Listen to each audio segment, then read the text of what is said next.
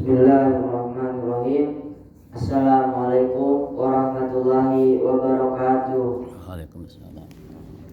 Alhamdulillahirabbil alamin. Wassalatu wassalamu ala asrofil anbiya'i wal mursalin wa ala alihi wa sahbihi ajma'in. Amma ba'du.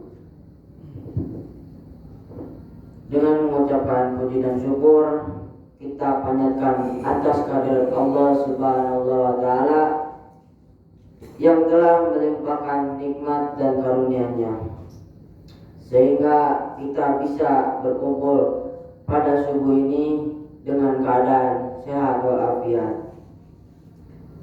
Dan tidak lupa kita panjatkan sholawat serta salam kepada junjungan kita Nabi besar Muhammad SAW, keluarga, sahabat, dan para tabi'in, dan sampai kepada kita. Semoga kita dapat mengikuti suri teladan beliau dalam berakhlakul karimah dan mendapat syafaat di akhir nanti. Amin amin ya rabbal alamin. Ibu dan bapak hadirin yang dirahmati Allah Subhanahu wa taala, saya akan menyampaikan susunan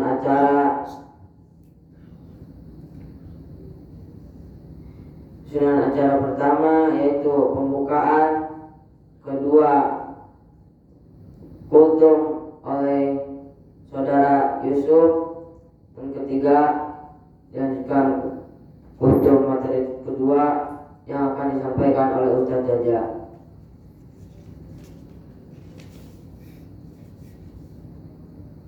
Langsung saja kita ke materi pertama yang akan disampaikan oleh saudara Yusuf. Waktu dan tempat kami persilakan.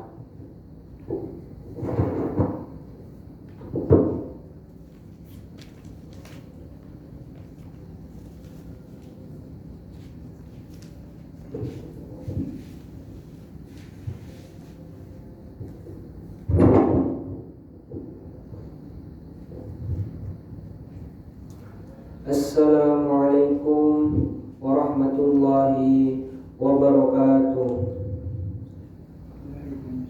Alhamdulillahi rabbil alamin, wal aqibatu lil muttaqin, wassalatu wassalamu ala nabiyil mursalin wa ala alihi wa sahbihi ajma'in. Amma ba'd. Yang pertama-tama dan yang paling utama, kita selaku insan yang lemah, marilah kita panjatkan puji beserta rasa syukur kita kehadirat Allah Subhanahu wa taala, karena Allah taala telah memberikan kita beribu-ribu nikmat sehingga kita dapat berkumpul di tempat ini yang insyaallah dirahmati Allah Subhanahu wa taala. Kedua kalinya sholawat beserta salam tidak lupa kita haturkan kepada junjungan Nabi besar kita, yakni Habibana wa Nabiyyana Muhammad sallallahu alaihi wasallam, serta para keluarganya, sahabatnya, tabi'innya, dan kita selaku umatnya. Hadirin yang dirahmati Allah Subhanahu wa taala, Al-Quran menggambarkan dengan sangat jelas nasib sepasang suami istri yang harmonis tapi berujung tragis. Sang suami memiliki paras rupawan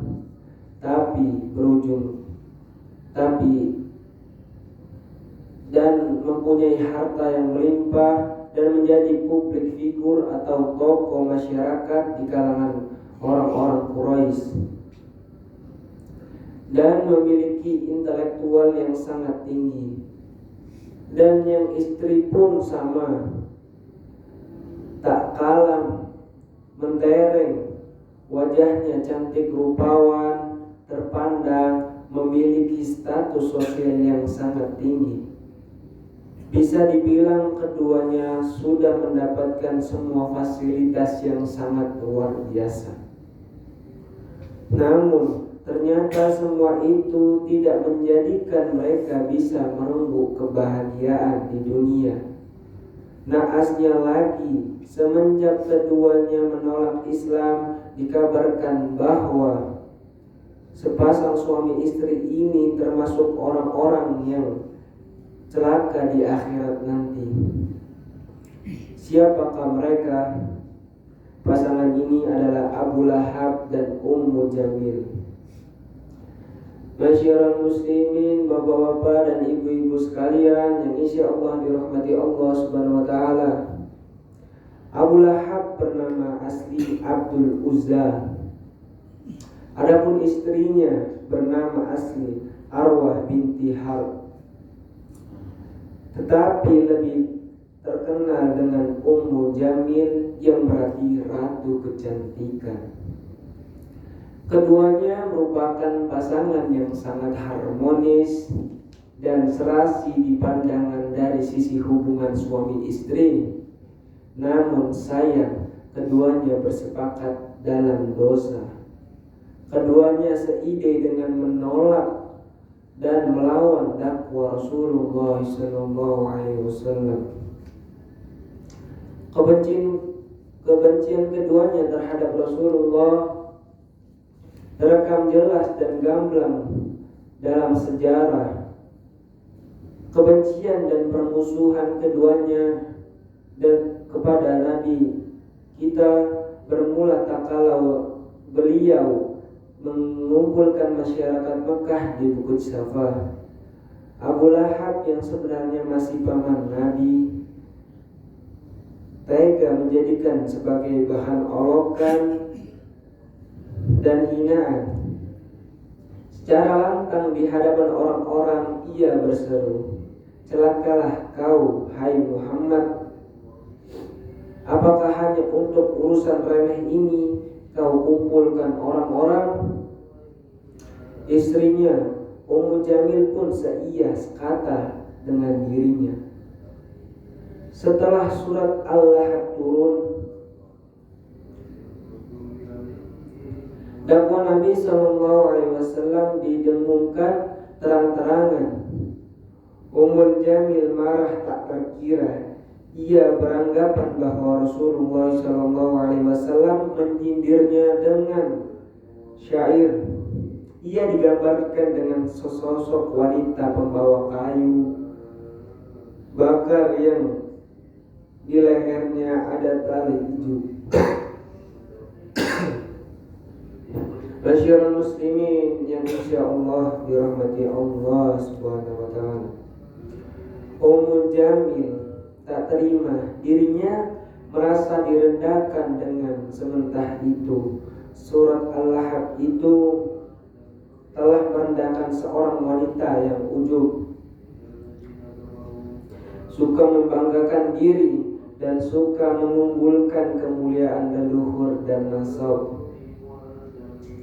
Merasa tersindir dengan surat Al-Lahab, Ummu Jamil menjuluki Muhammad yang terpuji dengan sebutan menyesakkan hati atau Muzammah yang tercela.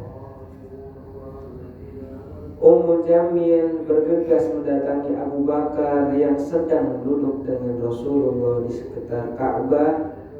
Tangannya memegang sebongkah batu besar.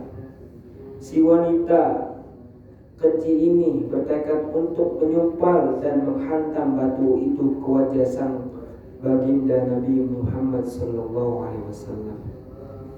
Langkahnya berarti di hadapan keduanya Allah menutupi pandangannya dari Rasulullah. Ia hanya melihat Abu Bakar saja. Lantas dia berkata, "Wahai Abu Bakar, mana temanmu? Ku dengar dia menyindirku.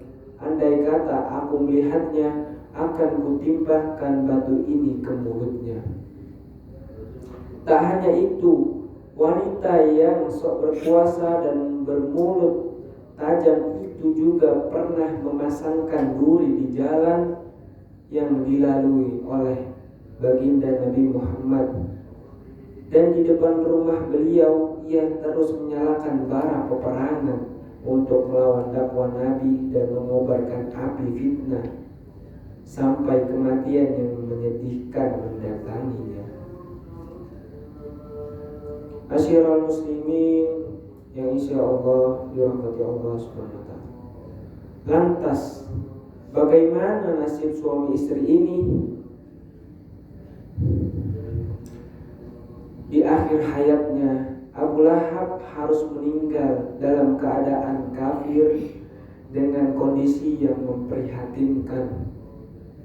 Diketahui ia mengidap penyakit kulit atau bisul di sekujur tubuhnya yang membuat orang-orang di sekitarnya enggan mengurus jasadnya. Lebih mirisnya lagi, jenazah Abu Lahab sempat terlantar selama 3 hari sebelum akhirnya pihak keluarga menguburkannya dengan cara yang tak lazim. Tubuh Abu Lahab dimasukkan ke dalam lubang tanah dengan cara didorong menggunakan kayu, lalu jasadnya dilempari batu kerikil hingga terpendam. Masyiral muslimin yang insya Allah dirahmati Allah Subhanahu wa ta'ala. Pelajaran dan hikmah apa yang kita bisa ambil? Kesimpulan dari kisah ini, kita dapat mengetahui bahwa azab yang diturunkan oleh Allah dapat menimpa siapa saja, termasuk keluarga Rasulullah sekalipun. Allah memiliki daya dan kemampuan yang tak terhingga dalam memberikan ganjaran kepada setiap manusia, baik itu ganjaran baik maupun ganjaran buruk. Makna dari surat Al-Lahab ini dapat dijadikan sebagai nilai-nilai pembelajaran Islami bagi kita semua agar dapat menjalani kehidupan yang bijak sesuai aturan Allah Subhanahu wa ta'ala. Ketika dianugerahi para rupawan, harta melimpah dan intelektualitas yang tinggi, hendaklah kita mampu memanfaatkan hal tersebut untuk berbagi kebaikan.